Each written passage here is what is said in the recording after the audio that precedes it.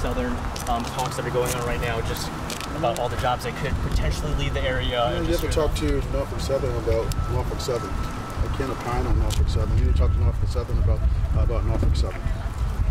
But your thoughts on the debate that is going on right now, just to reassure people, or the people who are worried they might be affected by this? Again, that's a decision that Norfolk Southern would have to make with the city of Atlanta. I watched the proceedings on Monday, just like a lot of you. Not sure what happened. It appears that the council amended a lot of the terms, conditions, and provisions in the contract. Those terms and provisions need to be worked out with the California developer, and there may be a meeting of the minds. But as you know, part of Norfolk Southern's decision is that the developer has to buy the property that Norfolk Southern owns in Atlanta, and there's some other conditions that must be met. And I don't, not sure if all those conditions will be met.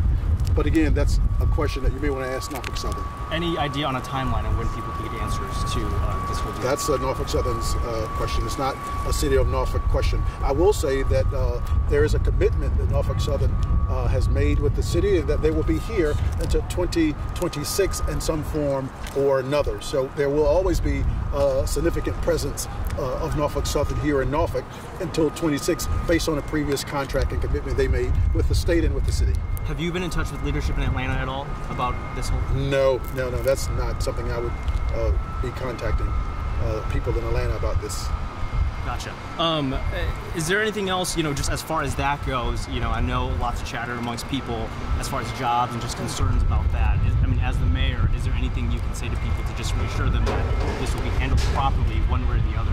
Well, as it relates to jobs, Norfolk offers, the city offers more jobs than any other city in Hampton Roads. Norfolk is the center, the epicenter of 1.7 million people. When it comes to the high-paying jobs, be it port-related or Navy, or be it at the hospital or the university, or in business or legal, Norfolk is a place where you can find, the high-paying jobs, as well as, jobs for persons who may not be affected by the transition, that they have to stay here. Certainly, if they need to look for additional employment, we certainly help them with Norfolk Works.